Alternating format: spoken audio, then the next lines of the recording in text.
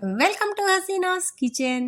ఈరోజు మనం స్కై ట్రైన్లో వెళ్ళి కెనడా అంతా చూసేసొద్దాం పదండి. ఇక్కడ కెనడాలో స్కై ట్రైన్ అంటామండి, అదే మన హైదరాబాద్లో అయితే మెట్రో అంటాం, అంతే తేడా. సేమ్ టు సేమ్ ఇలాగే ఉన్నాయండి. మనం కనుక కెనడా అందాలు చూడాలనుకుంటే తప్పకుండా ఒకసారి స్కై ట్రైన్ ఎక్కాల్సిందేనమాట. ఇక్కడ టికెట్లు అమ్మడం అట్లా ఏం లేదండి, ఇట్లా మిషనరీ ఉంటుంది, చక్కగా వెళ్ళేసి మనం దాంట్లో మనీ వేసేసి తీయడమే.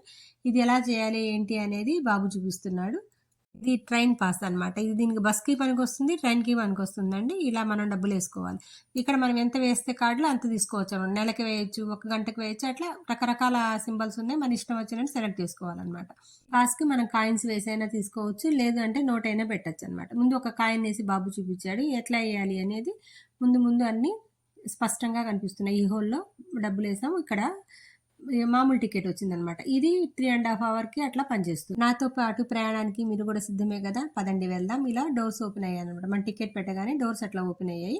ఇంకా మనం పైకి ఎక్కాలి, పైకి వెళ్ళి మెట్రో ఎక్కాలన్నమాట. రండి వెళ్దాం పదండి. ఎంత పెద్ద ఎస్కలేటర్స్ ఉన్నాయంటే ఇక్కడ చాలా పెద్ద పెద్దగా ఉన్నాయండి. ఇవి నేను లండన్ ఎయిర్పోర్ట్ లో చూశాను, మళ్ళీ నెక్స్ట్ ఇక్కడ చూస్తున్నాను అనమాట. వచ్చేసిందండి మెట్రో, మనం ఎక్కాల్సిన మెట్రో. మనుషులు ఎక్కుతూ దిగుతూ చాలా సందడి సందడిగా ఉందండి స్టేషన్. ప్రతి స్టేషన్ దగ్గర అనౌన్స్మెంట్ అయితే లేదు, కానీ అక్కడ మాత్రం కనిపిస్తూ ఉంది. డిస్ప్లే బోర్డులు ఉన్నాయి. ఇక్కడ రూట్ మ్యాప్ ఉందన్నమాట. ఈ రూట్ మ్యాప్ ప్రకారం మనం ఎక్కడ దిగాలి, ఏం చేయాలనేది ముందే మనం చూసుకొని ఆ స్టేషన్ రాగానే దిగాలన్నమాట. ఎక్కి కూర్చొని ప్రశాంతంగా మన కెమెరాకి పనిచెప్పేశానమాట. చూడండి బయట ఆకాశ హర్మాలను తాకుతున్న భవనాలు, ఎంతో ప్రశాంతమైన వాతావరణం, ఇవన్నీ దేశానికి సొంతమైనటువంటి అందమైన ప్రకృతి అనమాట. ఇది ఈరోజు ప్రకృతి చాలా అందంగా ఉందండి. అటు వర్షం పట్టం లేదు, ఇట్లా చలి లేదు, మధ్యస్థంగా ఉండడం వల్ల ప్రయాణం కూడా చాలా బాగా అనిపిస్తుంది. ఎన్ని అంతస్తులు ఉన్న భవనాలు కదా ఇవన్నీ. చూడండి ఎంత బాగా కనిపిస్తున్నాయో. ఇలా క్యాప్చర్ చేసి వెళ్ళటం థ్రిల్ ఫీల్ అయ్యాను అనమాట. చాలా దూరంలో ఒక ఫ్లైట్ వెళ్తుంది, అది క్యాప్చర్ అవ్వలేదు. మన ట్రైన్తో పాటు అది పోటీ పడుతుంది అనమాట. ఈ ట్రైన్ ఒక్కొక్క స్టేషన్ దగ్గర ఆగుతూ ఆగుతూ వెళ్తుందండి. చాలా మంది ఎక్కుతున్నారు, దిగుతున్నారు, సందడి సందడిగా ఉంది.